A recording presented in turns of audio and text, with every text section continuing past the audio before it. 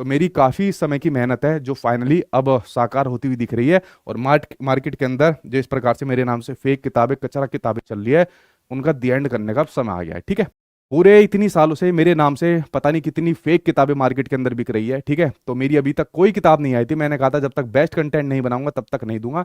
तो आपकी सीडीपी की किताब आ गई है, सीटेट की आ गई नहीं है, मतलब काम चल रहा है और जल्दी आपको देखने को मिल जाएगी। इसके मैं एक प्रॉपर वीडियो बनाकर आप लोगों के लिए डाल दूंगा। कुछ बच्चों को जैसे प्रीवियस ईयर के क्वेश्चन के लिए बड़ा भटकना पड़ता है, फिर पब्लिकेशन दूसरी पब्लिकेशन की किताब लेती है, फिर उसके अंदर कुछ उनको आंसर काफी गलत मिलते हैं। तो वो सब समस्या इसके अंदर खत्म कर देंगे। इसमें मुझे थोड़ा समय लग रहा है।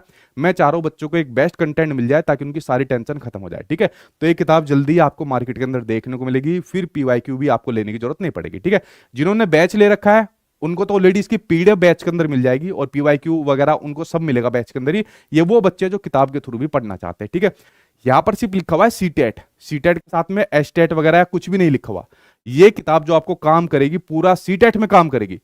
इसके अंदर मैंने टेट के क्वेश्चन नहीं लिए, क्योंकि टेट के क्वेश्चन का प्रारूप अलग होता है, पूछने का तरीका अलग होता है, और सीटेट के क्वेश्चन का पूछने का तरीका अलग होता है। कितनी सारी जो गवर्नमेंट ट्रेनिंग्स होती है उनका मैं हिस्सा रह चुका हूं। जैसे आप लोग यहाँ पर मेरी किताब भी देखोगे ना, तो किताब के बारे में मेरे बारे में यहाँ पर लिखा हुआ है। ठीक है, क्योंकि कुछ बच्चे ऐसे नए आते हैं जिनको कुछ पता ही नहीं रहता, वो सोचते हैं पता नहीं कौन करा रहा है। अगर आप लोग मेरे बारे में यहाँ पर पढ़ोगे, ठीक है, जिसमें मैंने अलग अलग एग्जाम यहाँ पर क्वालिफाइड किए हुए, गवर्नमेंट एग्जाम, और पता नहीं कितनी सालों से अब बच्चे सरकारी नौकरी यहाँ पर ले रहे हैं। ठीक है, उसके अंदर ही काफी जो ऐसी ट्रेनिंग्स होते हैं, ऐसे प्रोग्राम्स होते हैं सरकार के, जिसके थ्रू ये बताया जाता है कि टीचर को आपको कैसे कैसे नॉलेज देनी है ताकि वो बच्चों को इस प्रकार से चीजें डिलीवर कर पाए, चीजें यहाँ पर समझा पाए।